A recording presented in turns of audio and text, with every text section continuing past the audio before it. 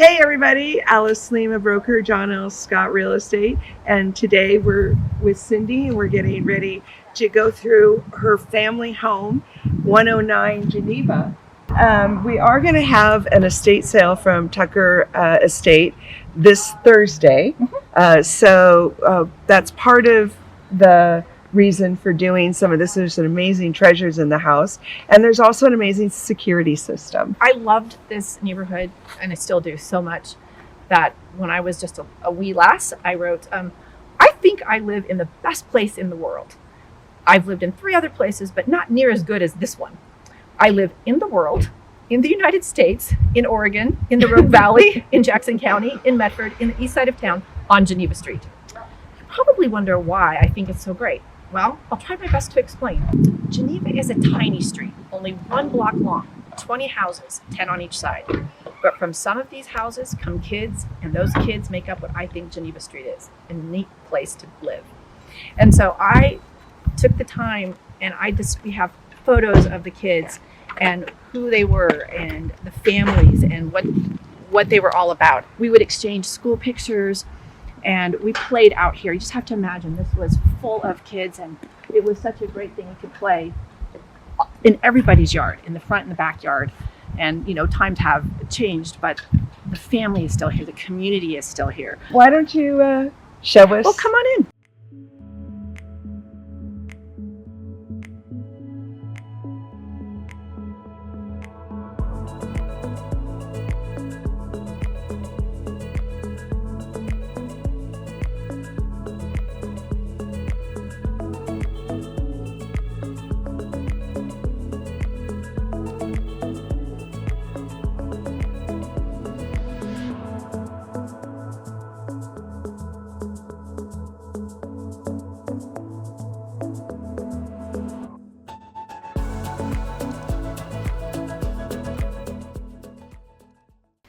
But my father collected telephones, and there are so many different styles.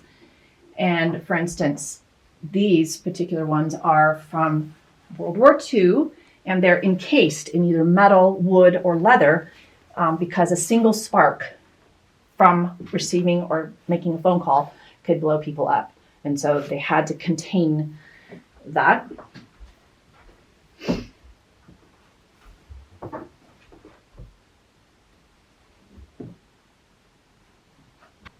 The phones, if you just first see them, they kind of, oh, they're just a lot of phones. But when you start knowing the details of them, my dad has a representation of almost all the eras. And if you just take the candlestick, for example, they didn't have any kind of a dial. And you had to pick it up and talk to the operator.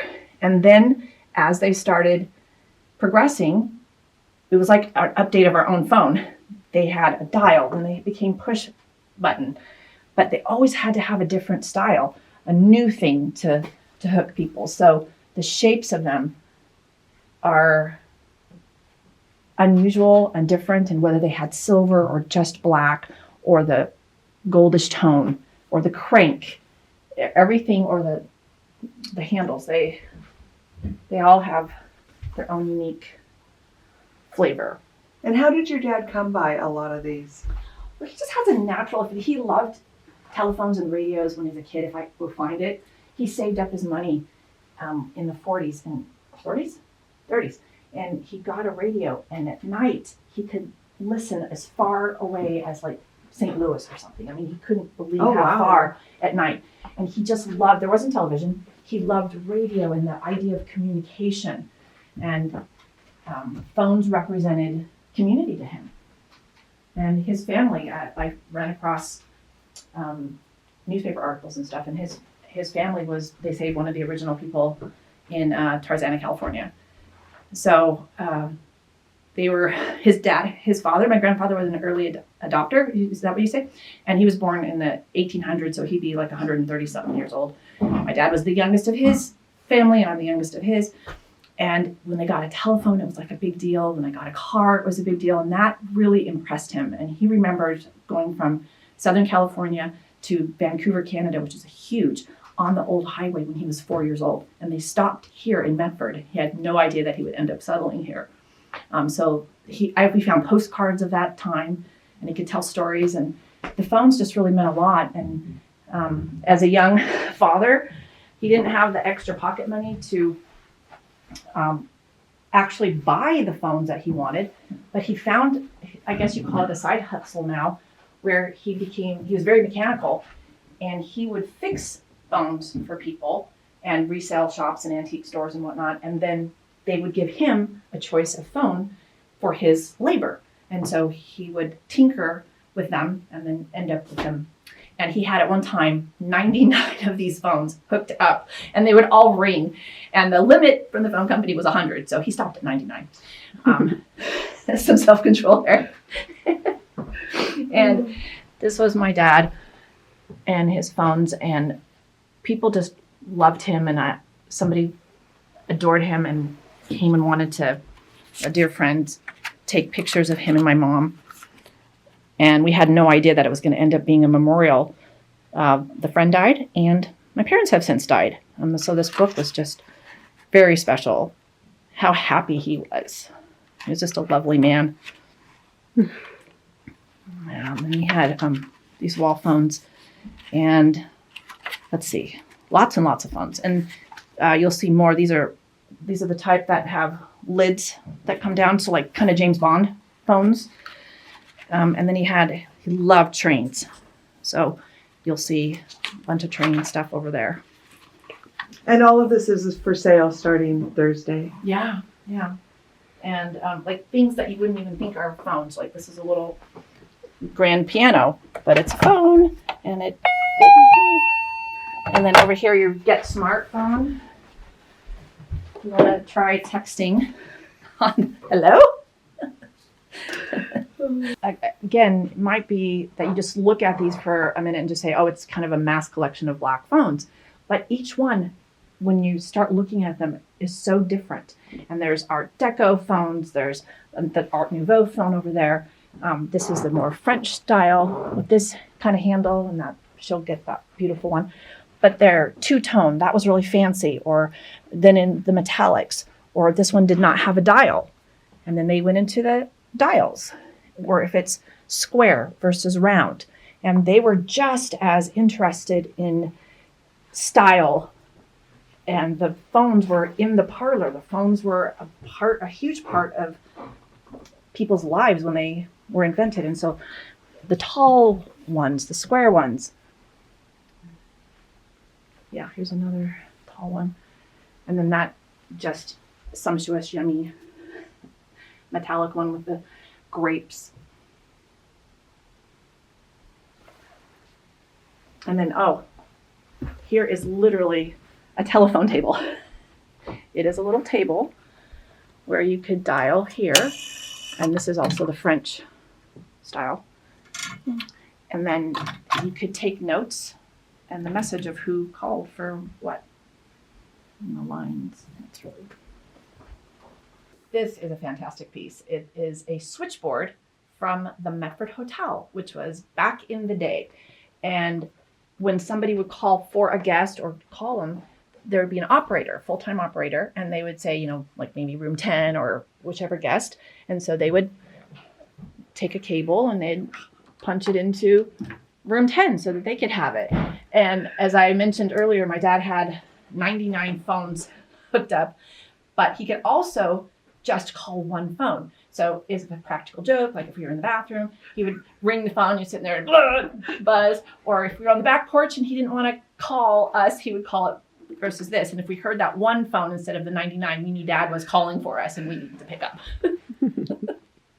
So as I said, my dad loved tinkering and he was mechanical. So not only did he love telephones and pianos, but he loved trains, and he has a train room upstairs that he had all the trains running and a whole village and a city up there. And the miniatures are just, I don't know, I find them very charming. He would get ready and he always wore a tie, often a jacket or a vest. And he always picked out his tie clasps. And sometimes we'd always match. And I remember the ritual of him, assessing his ties and, which one is he going to wear today. And he often kept a little pocket knife in his pocket because he was tinkering with things. And then my sister passed away 3 years ago, and she was a teacher in Japan. So there's a lot of stuff that was purchased at the time. She and I actually were there for quite a while. Her for more years. And so there's stuff from Japan, clothing items, starting from the 80s. My dad, he just had his own style. He never tried, but he would wear his Ray-Bans, and he would drive his turquoise Cadillac or something, and have his briefcases. He was just authentically himself, and he would wear these different shirts and the vests and the tie and the tie clips, and I just love that different patterns from the 70s. Wow, whoa. Love it. The different patterns, and the bomber style jacket here. And then my sister, we were in Japan starting in the 80s, so has a kendo outfit for anybody who's interested in that martial art, and some kimonos, and these, this one, beautiful jacket from Japanese designer at the time. And then these beautiful, this handmade jacket from the 40s, beaded, kind of the bolero jacket here. And this one has the nice little peplum and the detailing of the buttons. And if you want leisure, leopard, right? And then just beautiful little blouse. So there's lots of fun clothes here, just for different sizes and styles. There's more in the other room. Now here's a lovely little Joseph Burkoff here. And instead of just being on hangers, these clothes go together in lots of outfits and styles.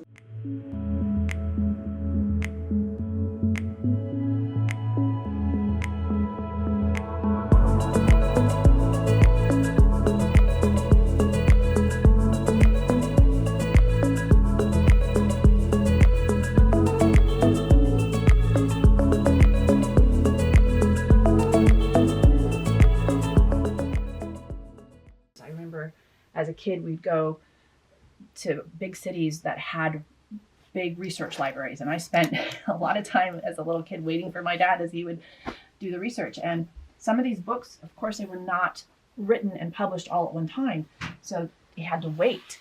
So he'd buy one edition, and then he'd have to wait for another one and another one. And so his collection, he was a young minister and young teacher, and he would look at these, and he was very interested in what people thought and believed, and he would try to go to the source. So he had just a lot of books on topics, and people would ask him questions, and so he would research it. If he didn't know the answer, he would research it and show people what he had learned.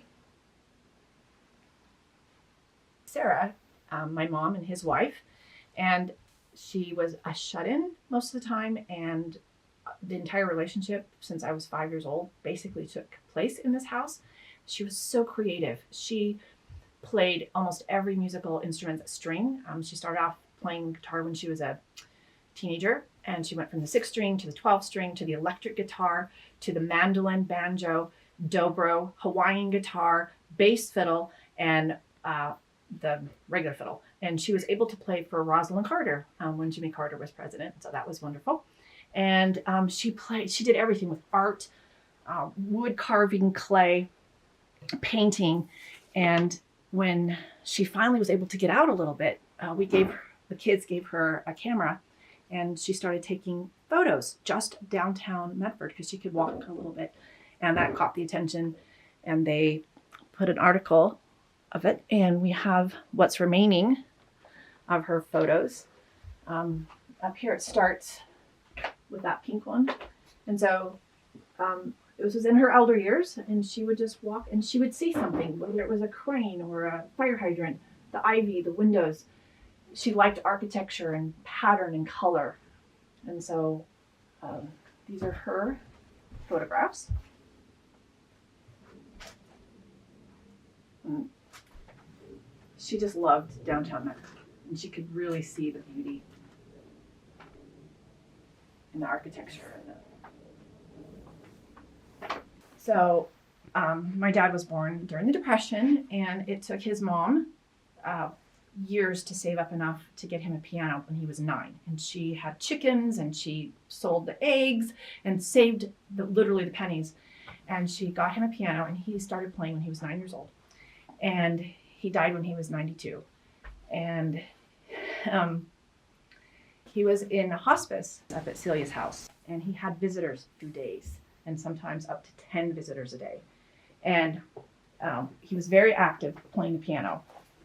And in fact, when he went into the Army, they found out that he could play the piano, and they assigned him to become a chaplain's assistant, because they figured it was easier to train other military people to do things, but harder to train someone to become a pianist that quickly. So he had that training, and that led him to become a minister and a teacher.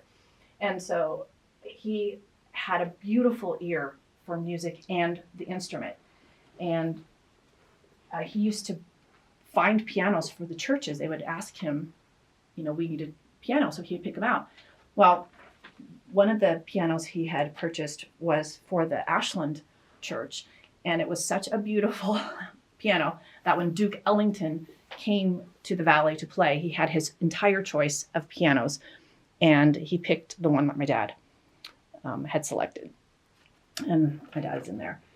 Anyway, this is the piano he got for himself, and it's a beautiful Steinway.